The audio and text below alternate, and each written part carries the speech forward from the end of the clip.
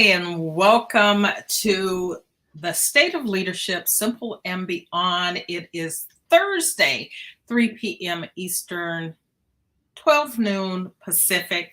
That's Robert Hilliard. I am Whitney Wiley, and we are here talking all things leadership. I want to welcome you to the fourth Thursday of the month and our monthly book club discussion. So hopefully you are aware that leaders are readers, and the corollary is true as well.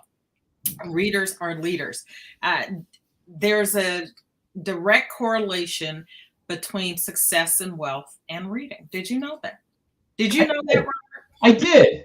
I knew you knew that. And when we're discussing reading, we're talking about reading in the broadest context. So traditional books, ebooks, and audiobooks. So we're talking about reading. It doesn't have to be you sitting and reading a book, but the other ways that we are reading with the I guess I will say technology, right? Taking advantage of technology. Rich people spend on average of at least 30 minutes reading per day, self-education and self-improvement.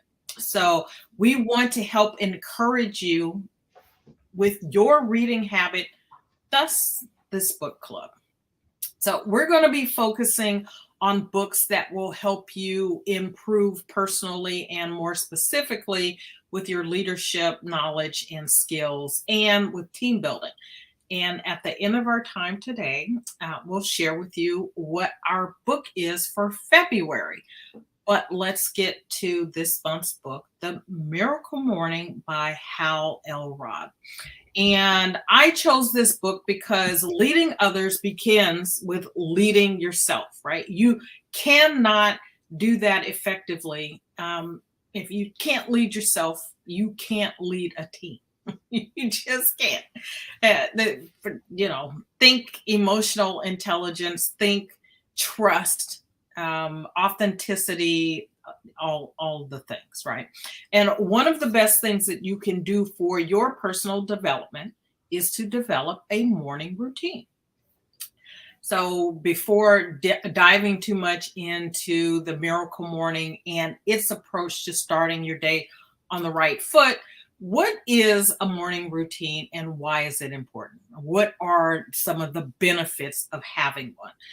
Mornings for most people, and I used to be one of these, right, are difficult. They're challenging.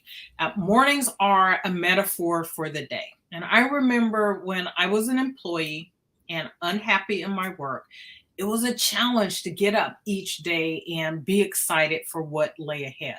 And I found myself sort of walking, and I can picture this now. I would be walking around in circles. It's so funny. I would turn the shower on and then like literally walk around in circles for like, I don't know, 10 or 15 minutes. Not sure what I was doing. I think I was just trying to avoid getting in the shower, because getting in the shower meant getting dressed, and getting dressed meant leaving the house and going to a job that I wasn't happy in. And so I just think walking around in circles was my way of coping, maybe. And then I found a routine that was more than just getting up and getting dressed, and things started to shift for me. And then I found the miracle morning. So my evolution with my morning routine, it has been exactly that. It's been an evolution. It started one place, and then I found Miracle Morning. I've read the 5 a.m. club, and some other things. And it's definitely helped me to level up my life. So in its basic terms, a morning routine simply means that you're performing the same basic tasks in the same order every morning. And there are both physiological, psychological, and physical benefits to having a routine. And they are, it prepares you for the day. right? It prepares you for the rest of the day, not just the morning, but the rest of the day. It sets you up on the right track from the moment you wake up, right? So it starts then. It increases productivity because you know what you're doing and you start the day accomplishing things, right? And the more we accomplish, the more successful we are, the more that sort of builds on itself. It releases endorphins and serotonin and dopamine, right? When you acknowledge and celebrate your wins. And so it helps you to actually do more of the things that you want to do. And it helps you avoid wasting time, like walking around in circles for no good reason. I can picture that in my head. It helps you build healthy habits, the first of which is not hitting the snooze button. It helps to increase your energy levels. So this is the result of a morning routine, this energy levels, right? Because you don't give in to your inclination to be lazy, right? And there are other practices that you can include that help your energy level even more. Exercise, vigorous exercise in the morning, meditations, cold showers or cold plunges. Oh, Um, I can see Robert's like shivering. Well, you live on the East Coast. It's already cold. I guess yeah. you don't need that, right? And there are so many other benefits. So you can create a morning routine doing anything that you want that helps you focus on creating and stepping into a positive day. But we're going to start with the routine that's laid out in the Miracle Morning. And a couple of things that the book states that are what the author Hal Elrod calls three imperatives. One is that you're worthy, deserving, and capable of creating and sustaining extraordinary health, wealth, happiness, love, and success. That you are as worthy of that as anybody else, right? But in order to do that, you have to start living in alignment with that truth. In order to stop settling for less, you have to dedicate time each day. And here was the game changer for me, Robert. Um, it's not just dedicating time each day to the task, right? But who you become in the process, becoming the person that you need to be in order to get what you desire. And when I said that was a game changer, so the miracle morning in and of itself, and I'll talk about this in a little bit. The miracle morning in itself was like life changing. That particular piece about becoming the person that you need to be to do be and have what you want, just whole other level. And then how you wake up each morning and your morning routine, this is number 3, how you wake up each morning and your morning routine affects the levels of success that you have in every area of your life. So it's not just about waking up, right? But this impacts everything about you and what you do.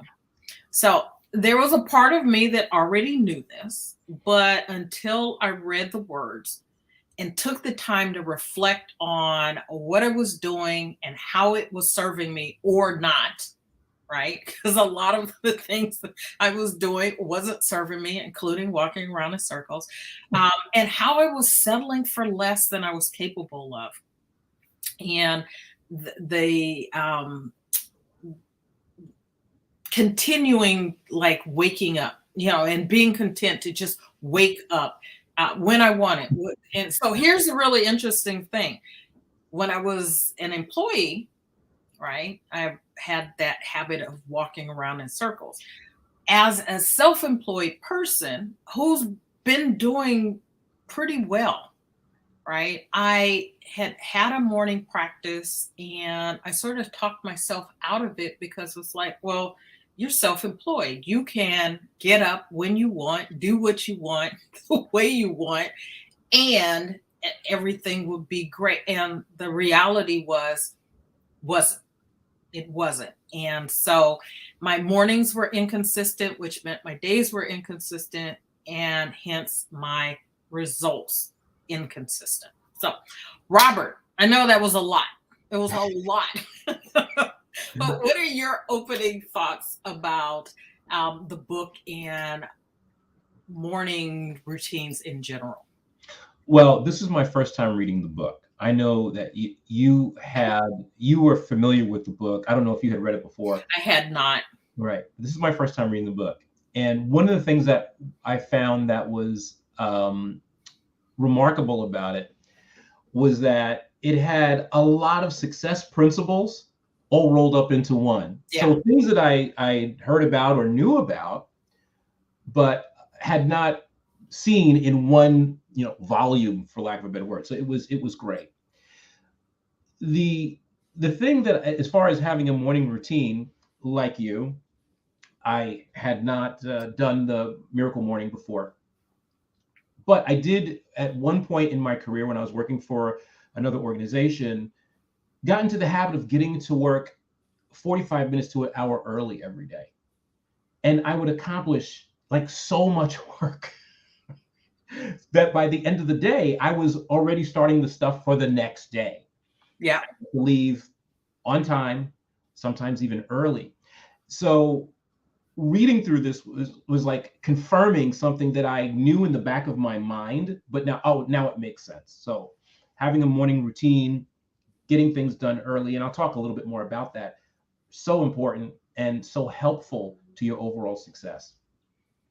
Absolutely. And so I just popped up on the screen a comment from one of the viewers. I'll bring that back up again. And he mentions the savers, and we'll talk about the savers in just a moment. But when I first sort of, I guess, heard of a structured morning, I'll start there, sort of a structured morning, something that wasn't just sort of willy-nilly going through, you get up and you're pressed for time, right? So here's the thing, and one of the things that gets pointed out in the book is that when we wake up, and ultimately this is about waking up with intentionality, right? Which I think ultimately is the thing, is that we have to wake up with a purpose.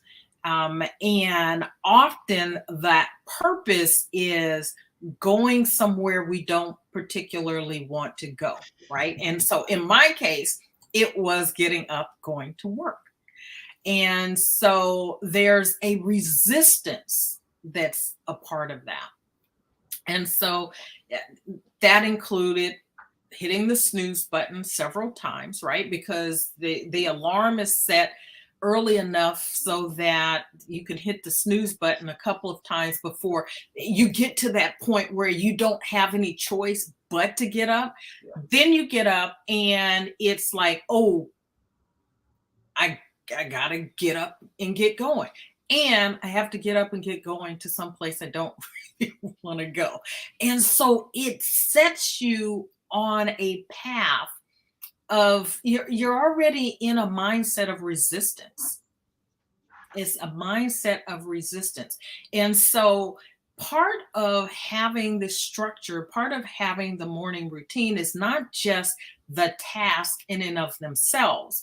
And what doing the Miracle Morning did for me was to take some of the practices that we'll talk about, the savers, some of which I was doing, but packaging them in a way that really set the tone for the day, right? That put me in a positive frame of mind. And I started doing this when I was still in that job. And it helped to turn my attitude about the job.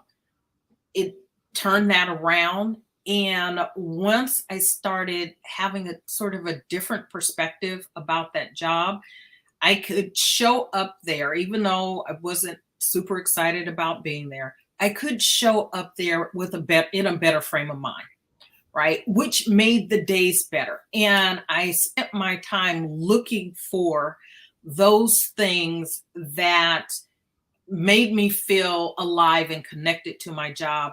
So that included the people that I worked with, some of the people that I worked with, and it in particular included the training and the internship programs that I had created. So those were things that were really important to me, and I think actually came about because I had shifted my mindset about work and going in the first place. So I'm interested in knowing, you mentioned showing up to work 45 minutes earlier. Before you got to work, was there something, and we're going to talk about savers and this part in the book in just a second, but was there something that you were doing that allowed you or made you think to show up early? And did you have a structure already in your day that allowed you? I can't imagine really having shown up, for a huge portion of my work history 45 minutes early. What got you there? It happened by mistake. So the first time it happened, it was the first time it happened. I just, for some reason, all the stars were aligned, and I got to work early one day, and I was like, okay, I'm going to sit at my desk and start my work while I have my breakfast. And I noticed it was quiet. I didn't have interruptions. A lot of the folks that would come, came later, they would start coming into the office, and they would, ask you questions. I got a chance to get that focused work done. Yeah. And a lot of the work that I had to do I needed to focus on it for a while. And then, I was able to make oh, wow, that happened because I went to work early, and I just started making it a regular routine. And now sometimes there were days when I would, I didn't feel like going in early, and I would just start my regular time. But for the most part, in my tenure in that organization, I got there early and got a lot of stuff done. And it was interesting because I hadn't really thought about it until one day my manager made a comment about it. And I was like, oh, this is, I'm not doing it to For kudos, right? Yeah, it was like, it just helped me work faster. But it was just really funny. So did you do something at home in order to prepare you that actually gave you time so that you could get there on time, or did you walk around aimlessly in circles? No, because it was one of those things, and this started, now that we're really talking about it, I can start thinking about what precipitated it. I had taken a meditation class, and they suggested starting early in the morning to set your mindset for the day.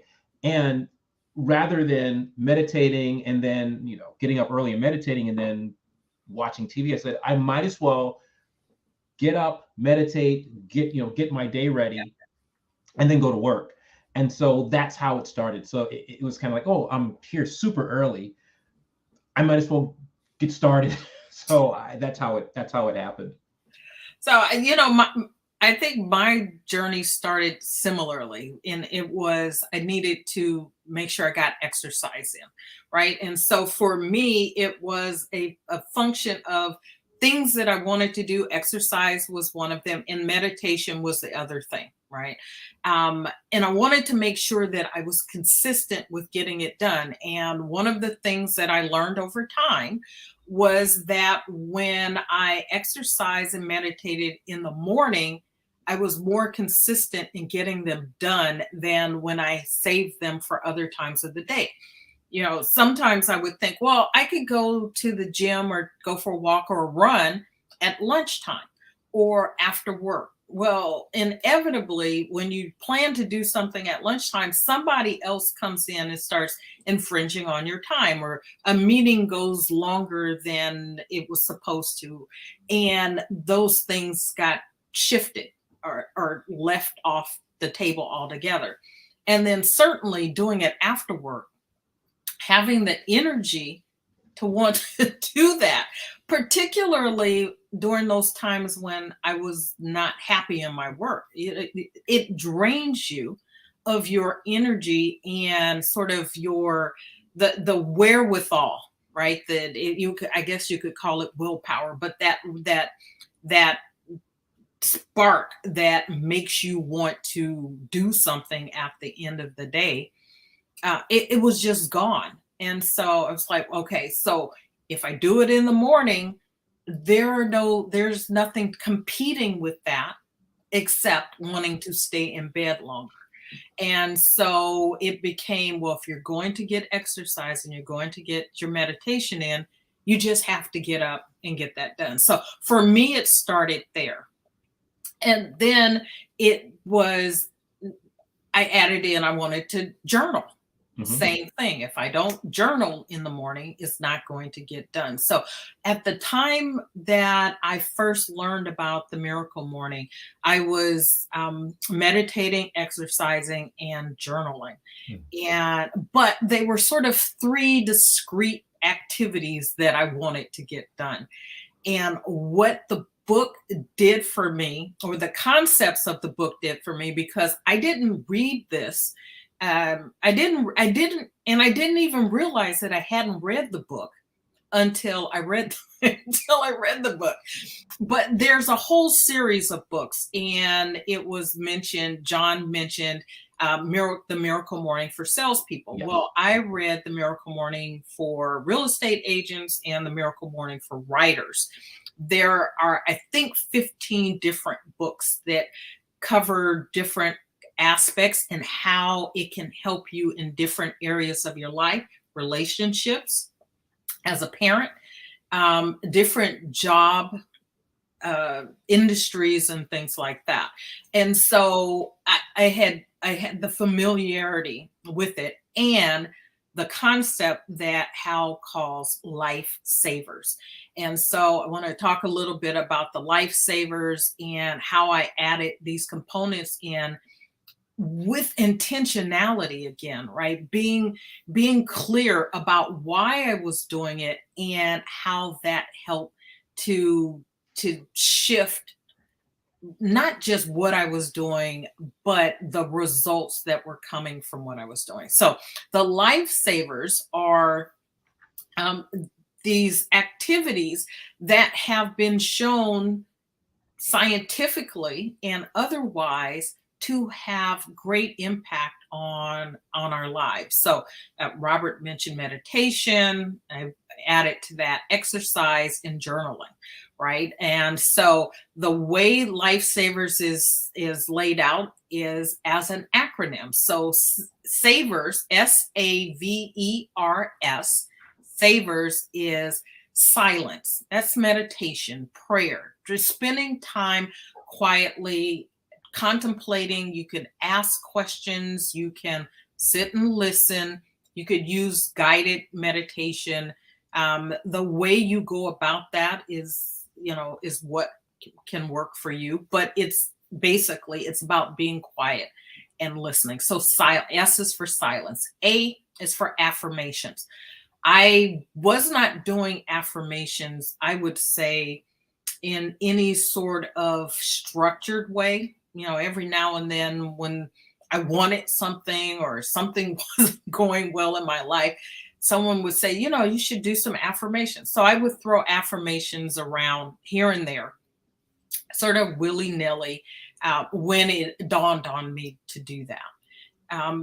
So V is for visualization. And I will absolutely own this. It never really dawned on me to visualize what I want. I'm not a particularly visual person. And it's really interesting because my husband is very visual. He sees things in living color. He dreams, he remembers his dreams. I hardly ever remember dreams, if I dream at all. And they rarely are. And I can think of maybe 3 times as an adult when I had a really vivid, colorful, very clear dream. And so visualization wasn't something that I was incorporating at all until I went to a Tony Robbins event about 5 years ago. And he talked a lot about visualization and walked us through some visualization exercise. I was like, oh, I can do that. Right. So part of it was I didn't really know what it was and didn't think that I could. So that was the V. E is for exercise, right? And so you want to get some exercise. R is for reading, which, we're talking here about reading and through the book club. And then S is for scribing. And it's really journaling, writing, right? And Hal explains it in the book. He calls it scribing. And I don't think anyone in America would say scribing. It's sort of an old English usage of the word, a scribe. Well, he was very But it transparent. makes sense for the acronym. A W at the end would make a lot of sense. So Yeah, he was very transparent about that. So that's the savers, the lifesavers. And you can read the book to find out how he came up with that and why it's important to read his life story and how he used them to turn his life around from like the lowest times of his life. He had an experience where he was pronounced dead for, if I remember correctly, like 6 minutes. He had financial problems, relationship problems, all kinds of things going on. And these activities brought together, right? Because any individual one will do wonders for your life. And so his thought was, if I took these, these activities that people do and combine them, I could like really level up my life. And that's what he did. That's what I have done. And I'm looking forward to, I believe, Robert, you can share your experience with this. You've read the book, but have not started implementing the practice as of yet, and may or may not, right? Well, I did, but Oh, I okay. did it a little differently because there's the 30-day challenge, and so you know me, I gotta try to experiment with stuff. So I did it for a week, and then went back to my regular routine after that, and surprise, surprise. I was more productive doing the lifesavers, and I pretty much knew it was going to be that way, but I wanted to test it out. And what I really liked about it, it had other effects other than the productivity. Yeah. I was less stressed because I didn't have to. My mind was clearer because I didn't have to be like, oh, I gotta make sure that I get my reading in today, because I do a lot of research, as you know, and so I would just front load the morning with that, and it made it a lot easier. I don't like exercising. We've had this discussion in the morning, but exercising in the morning, it gets it out of the way. Yes. It's eating that frog, which by the way is not on our list, but maybe in the future. 2024. 2024. But so it has a really, really powerful effect, not just on your productivity, but you'll see additional things happening that you didn't expect. I was a lot calmer doing it than when I just did my regular morning routine. I've had similar, I guess I would say a similar experience, right? Yeah. And again, I was doing components of this. I was already doing the exercise, the writing, the journal, the journaling. And I had recently been more consistent with the affirmations. So years ago when I first did Miracle Morning and in the routine, I was not regularly doing affirmations, but I added them in. And so I will say the same things: calmer. Um, I will say much more energetic. And there's some other things that are happening because of the piece that I mentioned that for me was an absolute game changer. And that's about who am I becoming because of these things that I'm doing, right? Who am I becoming because of the goals that I've set? And who do I need to be to accomplish those goals? And I think about that in the context, and we're talking about leadership. Who do you need to be the kind of leader that you want to be, right? So you have this vision for your leadership. Who do you need to be that person, right? And you could probably list off all kinds of things: trustworthy, consistent, persistent, helpful, empowering, encouraging, all of those things. I have found myself as someone who has goals starting to become more and more of what I have envisioned myself to be, because it's a natural outgrowth of, or result of, putting in the time. And so the time includes reading. What are you reading?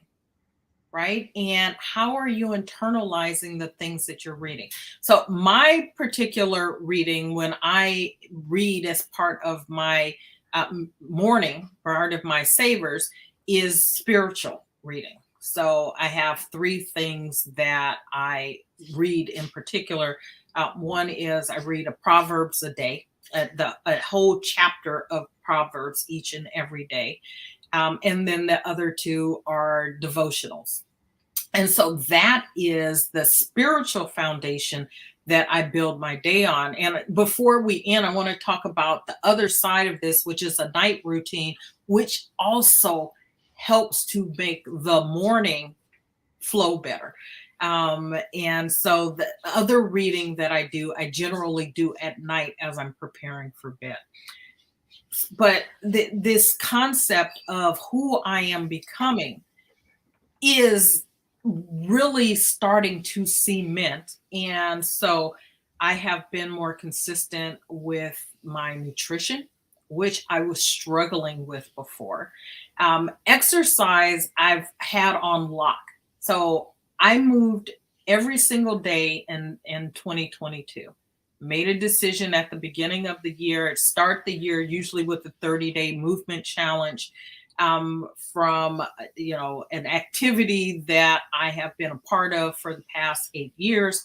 And so every January there's this 31-day challenge. And at the end of the 31 days last year, I just decided I was going to keep going. So I ended up moving every single day last year, have continued that. We are 26 days in. So add 26 to 365, I'm at 391. If my math is right, 391 days. And I thought, well, I can certainly take what I've learned about consistency and discipline in that and apply it to these other areas of my life. Because the kind of leader that I want to be, the kind of person that I want to be, the person that I want to be is consistent, is disciplined, right? Not just with exercise, but with what I'm putting in my mouth, what I'm reading, what I'm listening to, right? What I'm watching on TV. And we don't have TV, we stream, the things that we want to watch, but that I can be disciplined with those things.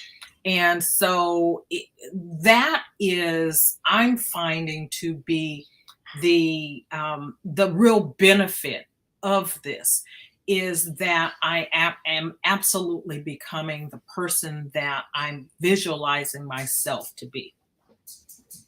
That's great. One of the things that I loved about the book as well, I mentioned that it had a lot of success principles rolled up into one volume.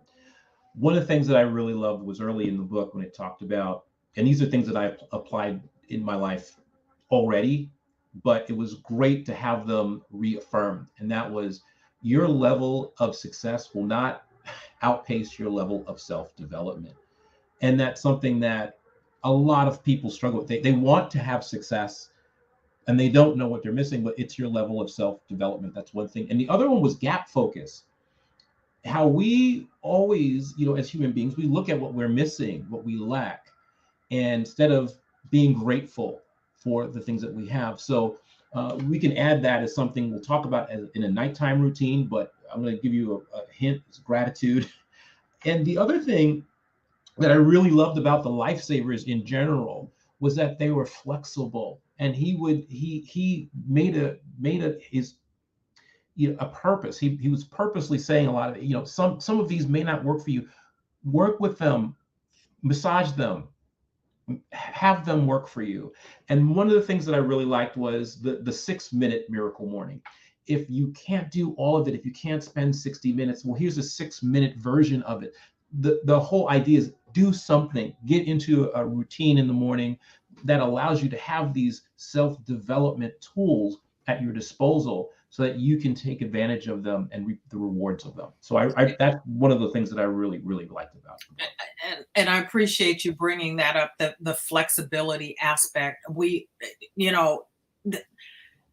No matter how good any particular tool strategy works, if you won't use it, it doesn't matter, right? If you're not going to use it, it doesn't matter.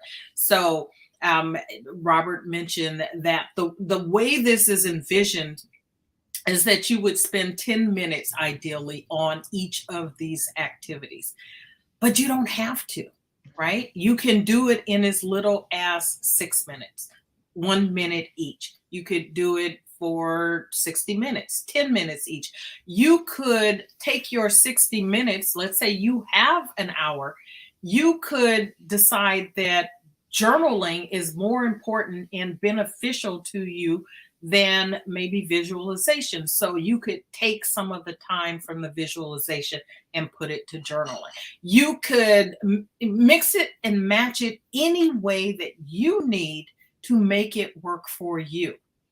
What I would say and suggest is that you give it a try the way it's laid out, and then play around with it to find what works for you. Ultimately, figure out what works for you, because if you don't use it,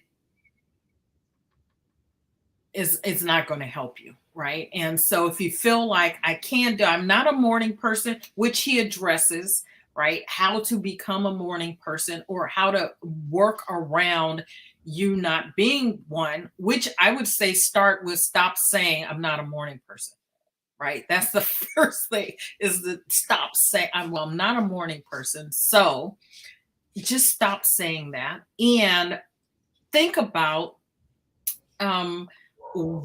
how you could start to shift that. So there are some suggestions in the book.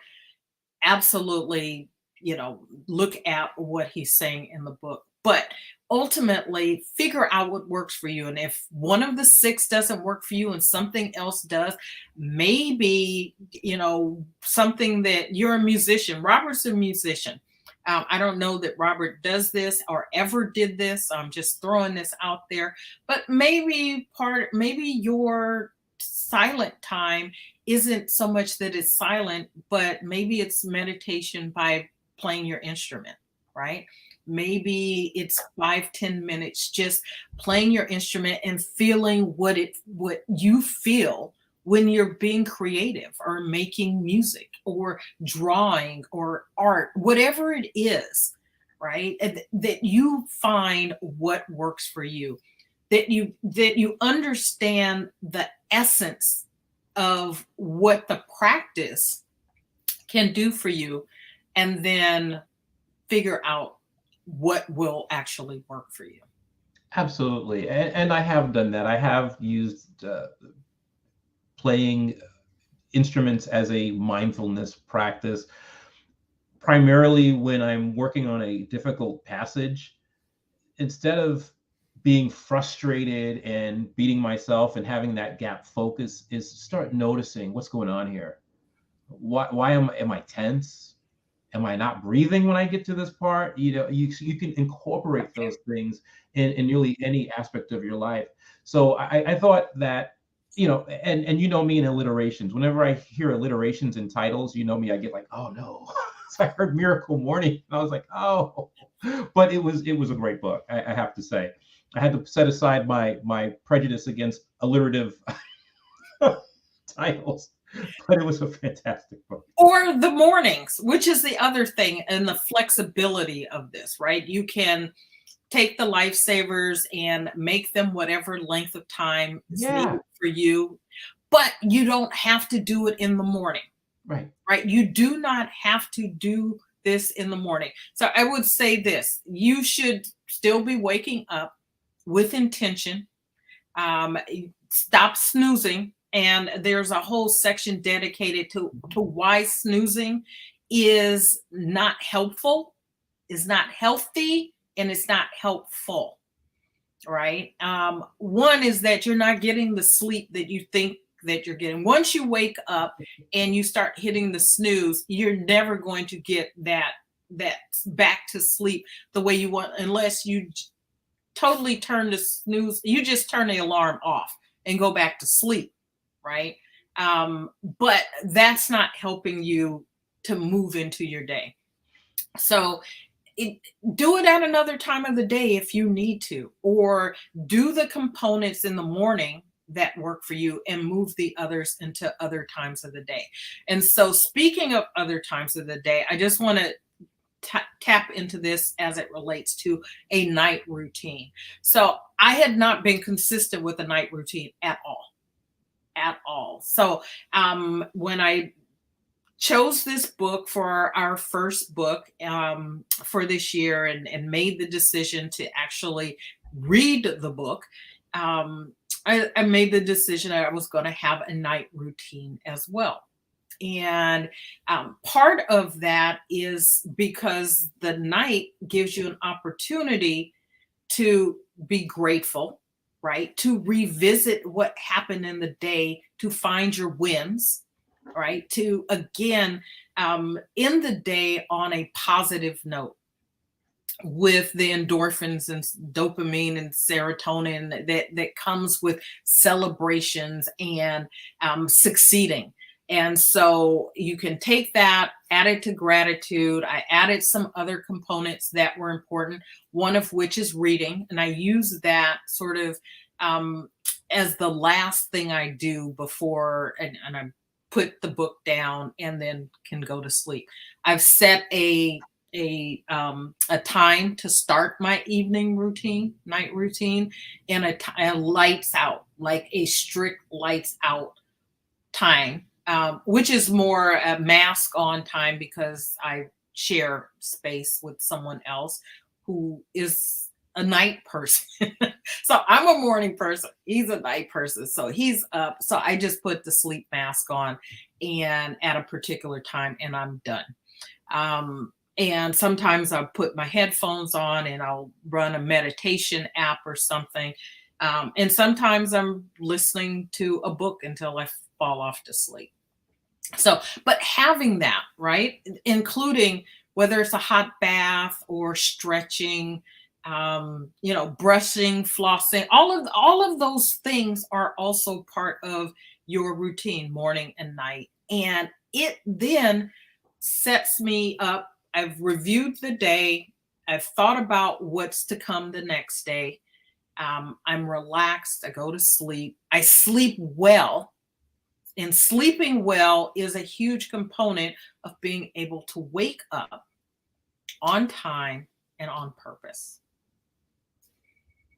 Yeah, you're a lot better than I am at nighttime. One of the things that I like to do at night is I like to start the morning when it's quiet. I like to end the night when it's quiet. So I tend to go to bed a little later, so I can take advantage of just a little alone time, having that quiet. And I make it a habit to reflect on the day, on what's happened during the day, particularly my successes. And then I'll look at my challenges and what I'm learning from myself. Yes. I used to, years ago, I would just go to bed thinking about what, not challenges, but what went wrong, Yes. why they went wrong, and how I'm going to be tortured by, that was, and then I couldn't sleep because I'd be trying to figure out. All ramped up about it. Yeah. And so, and particularly, I like to start with the challenges and end with the successes, so that I'm ending with something positive. And it's really important, and I've heard, and there's a lot of science to back this up, when you make that the last thing, your last conscious thought, write it down, and I do some journaling at night as well. It helps cement it into your subconscious. So you're looking at those things. So even when you're sleeping. So that's how I like to end my night. There is a, you know me, I don't like to get too much into the woo-woo, but when you wake up early in the morning and you can actually hear nature, and which you typically can't do when you're waking up and you're rushing, you probably could if you slow down a little bit. But if you wake up later and you're rushing, you're not going to be attentive to those things. But when you wake up and you have that intention and you can sit down and you get your tea or your coffee or water or whatever it is and sit in silence, you actually can see that stuff, and you become, for lack of a better term, one with that stuff. You're immersed in it. I have to do the same thing at night, and just to be sitting in silence and to just start to wind down. I also do, before I do my practicing, any of the musical stuff I like to do at night as well. Not right before bed, but certainly leading up to that. And then I go ahead and I'll start my wind down kind of mindfulness, decompressing for the day. I say we're not that different, you and I. You're just more structured. That's a nice way of putting it. Thank you. Not the A word. So No. I appreciate that. I appreciate that. And so it is our suggestion, if you have not read the book, to get the book. If you are on Kindle Unlimited, you can get the book for free. There are other ways to get it.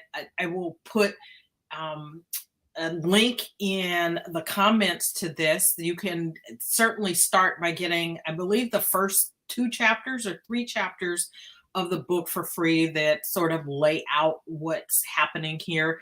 And then a fast start guide that can help you. We are going to, well, I am certainly going to, I don't know if Robert's committed to this or yet or not, but doing the 30-day challenge starting on Monday, January 30th. Monday, January 30th, we'll do the 30-day challenge. And so it'll start on January 30th and run through the end of February. So that will be 30, because February is only 28 days. That'll be 30 days. And would love to, I'll post about what's happening on those 30 days, things that I'm feeling and how things are changing. I invite Robert to share as well. Robert's not a huge sharer or poster on social, but for this is science. And so I'm going to try to encourage him to do that. At least comment on mine, if not have his own post, and invite you to do the same. Right? Let's do this together. Let's do this together. Let's learn. Let's grow. Become the people that we need to be to accomplish the things that we are setting out to accomplish. And having a morning routine is a huge part of that, right? Your personal development and your ability to become all that you are capable of being. So again, this is about your leadership. You become better, you be better, you can lead better. right? And so we're here helping you to do that. Um, I want to also share with you. So, our February book selection is one that Robert selected, and it's Leading with Soul by Lee Bowman and Terrence Deal.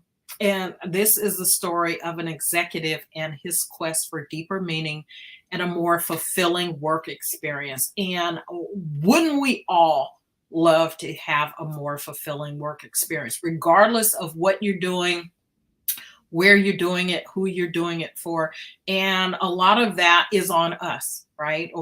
And Robert and I talk a lot about what's happening in corporations and culture and the responsibility of leaders to create these environments that matter for their people.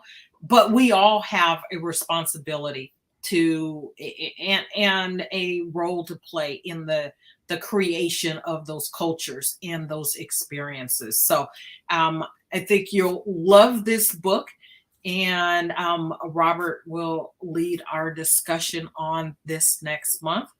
Read the book and then join us on the fourth Thursday, which is February 23rd, noon Pacific, 3 p.m. Eastern, for the discussion. So we look forward to seeing you next month for that.